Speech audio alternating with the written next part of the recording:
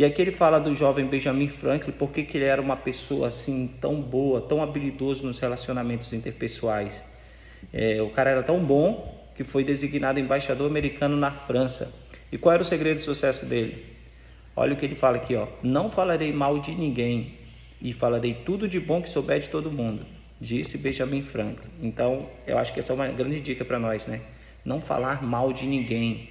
Sim, falar o que souber de bom de todo mundo. E principalmente, acredito, se fosse eu, acrescentaria aqui, principalmente na frente da pessoa, porque às vezes a gente tem essa mania de ser rápido para criticar, mas tardio para elogiar a pessoa, na frente da pessoa. E todas as pessoas, elas gostam, no fundo, se ela tem uma qualidade, e se for um elogio sincero, é importante que seja derramado na frente da pessoa também. Eu mesmo já fui uma pessoa que falei muito mal de pessoas, e é algo que ao longo dos anos eu venho me corrigindo, porque eu não tive essas instruções essenciais, né? Eu não aprendi isso. Que bom que o marketing de rede, que bom que os livros, eles passam essas informações para nós. E agora eu tenho procurado mudar isso de verdade, sabe? Eu acredito que a gente precisa fazer isso. Não falar mal das pessoas, mas falar das qualidades, procurar que todo mundo tem sua qualidade. Você já ouviu falar desse livro? Ó, Como Fazer Amigos e Influenciar Pessoas. O livro de autoajuda mais bem sucedido de todos os tempos. Olha só o que diz aqui a The Times. Acredito que a The Times é algum tipo de veículo de comunicação. Bem na frente diz assim, ó, o livro de autoajuda mais bem sucedido de todos os tempos. Carnegie nunca foi tão relevante.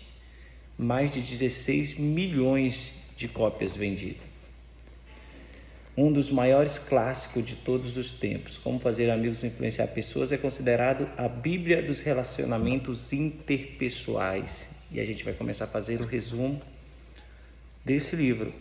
E uma coisa que eu observo bastante é que a maioria de nós que vai trabalhar com pessoas, a gente comete um pequeno erro, que é o quê? Não estudar sobre pessoas, sobre relacionamentos. Por exemplo, se você falar com um pastor, ele vai entender tudo de Bíblia. Ele vai saber o nome de todos os livros da Bíblia, todos os profetas, todos os livros, todos os anjos, nome dos anjos, dos demônios, mas de pessoas ele não entende quase nada. Porque se você, por exemplo, conversar com um pastor, dificilmente ele viu um demônio nos últimos dias, dificilmente ele viu anjos, mas pessoas, todos os dias a gente está se relacionando e a gente não estuda muito. Então, nós que trabalhamos com marketing de rede, precisamos mais do que nunca entender de pessoas, aprender como influenciar, como fazer amigos. A primeira parte, ó, técnicas fundamentais, a parte 1, técnicas fundamentais para lidar com pessoas. E aqui diz, se quer colher o mel, não chute a colmeia. Eu acredito que o autor quis dizer aqui o seguinte, se você quer extrair o melhor das pessoas, você não pode insultá-las. Não devemos criticar as pessoas. Por quê? Porque as pessoas, elas têm o hábito de não ter autorresponsabilidade nas suas ações, nos seus erros, e tentar corrigir essa pessoa, criticando-a, vai fazer com que ela se feche, e aí vai ser difícil a gente conseguir o resultado que a gente quer. Porque, por exemplo, se a gente vai ter amizade com uma pessoa, se você vai continuar ali algum tipo de relacionamento, de trabalho com a pessoa, e você quer que ela melhore, que ela evolua, a gente não pode tentar ferir o ego dessa pessoa. Por exemplo, aqui, ó, ele fala de alguns grandes criminosos dos Estados Unidos. Ele começa falando do Crowley, conhecido como Shogun. Era um dos criminosos mais perigosos da história de Nova York. Olha o que um policial falou sobre ele. Ele mata sem hesitar. Enquanto a polícia atirava em direção ao apartamento dele, ele escreveu, começando a carta assim, ó. A quem possa interessar. Na carta, Crowley dizia, sobre o meu casaco bate um coração cansado, mas bondoso. Um coração que nunca faria mal a ninguém. Outra grande questão aqui é que essas pessoas que cometem esses erros, esses criminosos, eles acreditam que eles não fizeram mal nenhum. Só para comprovar isso, olha o que Crowley diz aqui, ó. Isso é o que eu ganho por me defender. Vamos lá, Al Capone. Passei os melhores anos da minha vida proporcionando os maiores prazeres às pessoas, ajudando-as a se divertir, e tudo que eu consegui foi ser insultado e perseguido. Um dos mais famosos bandidos de Nova York afirmou em entrevista a um jornal que era um benfeitor público. Ele acreditava nisso. E aqui na página 23 ele bota o testemunho de um diretor do presídio de Sing Sing.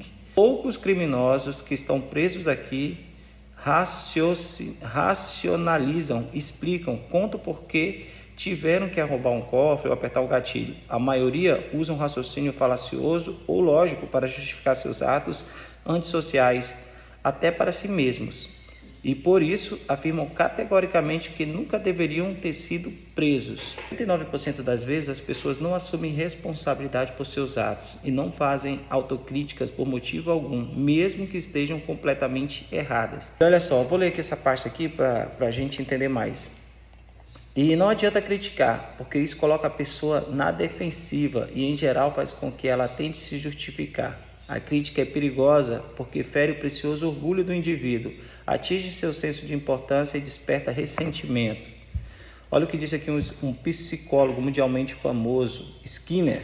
Ele comprovou que um animal, ao ser recompensado pelo bom comportamento, aprende mais rápido do que o animal punido por mau comportamento. Outro psicólogo aqui, Hans Selye, disse que o nosso desejo de aprovação é tão intenso quanto o medo da condenação. O desejo de aprovação é tão intenso quanto o medo da condenação. O ressentimento provocado pela crítica pode desmoralizar funcionários, familiares, amigos e ainda assim não corrigir a situação criticada. Porque quando uma pessoa comete erros, a gente quer logo criticar, né? Então a ideia não é que a gente critique, mas que a gente consiga ali, sabe, aquela artimanha da água, que ela se comporta em todo o terreno, ela sabe rodear por ali até chegar no seu objetivo. É mais ou menos isso. Esse engenheiro aqui, ó, olha o que ele diz aqui, ó. Uma de suas responsabilidades era garantir que os empregados usassem capacete e quando fizerem o trabalho de campo. Ele relatou que sempre que encontrava trabalhadores sem capacete, mencionava a norma em tom autoritário e exigia que cumprissem à risca. Os empregados obedeciam de má vontade e muitas vezes, assim que ele partia, tiravam o capacete. Então ele resolveu fazer uma abordagem diferente. Quando ele encontrava os trabalhadores sem proteção, passou a perguntar se o capacete era desconfortável e se não tinha o tamanho adequado. Em seguida, num tom de voz gentil, lembrava aos funcionários que o capacete era projetado para prevenir acidentes e sugeria que os equipamentos deveriam ser sempre usados durante o trabalho. Como resultado, os funcionários passaram a cumprir a regra com mais frequência, sem ressentimentos. Então aqui ele já dá mais ou menos uma direção de como a gente precisa fazer, né? É apontar assim, não por tom autoritário, mas de fato tendo empatia, tendo aquele sentimento assim de preocupação verdadeira e explicando o motivo pelo qual você se preocupa. Eu acho que é mais ou menos essa a ideia. Um grande homem demonstra sua grandeza pela forma como trata os pequenos, disse o filósofo escocês Thomas Carlyle. Uma vez eu saí com uma pessoa, com uns amigos, e a gente foi para o teto do chão, e chegando lá, na hora de chamar o garçom, essa pessoa que estava conosco, chamou a pessoa de um jeito muito feio. E depois demorou, e essa pessoa chamou novamente de uma forma totalmente desrespeitosa, mal educada. Eu percebi naquele momento que aquela pessoa não era uma pessoa para que eu continuasse a amizade com essa pessoa. E olha que a gente não tinha estudado ainda como fazer amigos e influenciar a pessoa. Então é muito importante a gente prestar atenção nesse detalhe, como a gente vai tratar as pessoas. Às vezes muita gente tem esse hábito de querer tratar melhor somente as pessoas que têm de uma alta patente, de uma pessoa que tem ali um cargo, que tem alguma coisa para oferecer para ela. Se não tiver nada para oferecer para ela, ela trata mal. E na verdade ela está muito só demonstrando qual é o seu espírito, né? Quando a gente age assim, a gente só está botando para fora a nossa verdadeira essência.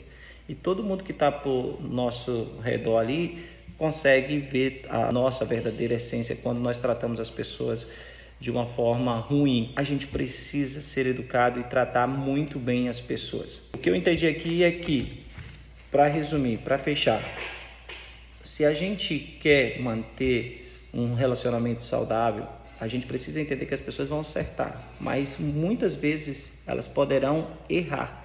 E quando elas errarem, se você tentar mostrar isso para ela, vai ser pior, porque ela não vai acreditar que ela errou.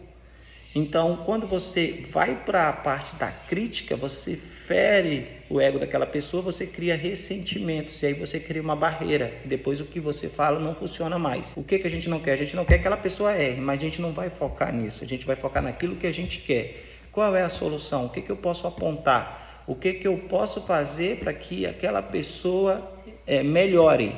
Não para que ela entenda que ela errou, mas para que ela melhore. Então, em resumo, essa primeira parte ficou muito claro isso. É isso que o autor quer dizer. Não adianta criticar que você não vai resolver. Você só vai criar ressentimento e vai criar bloqueio.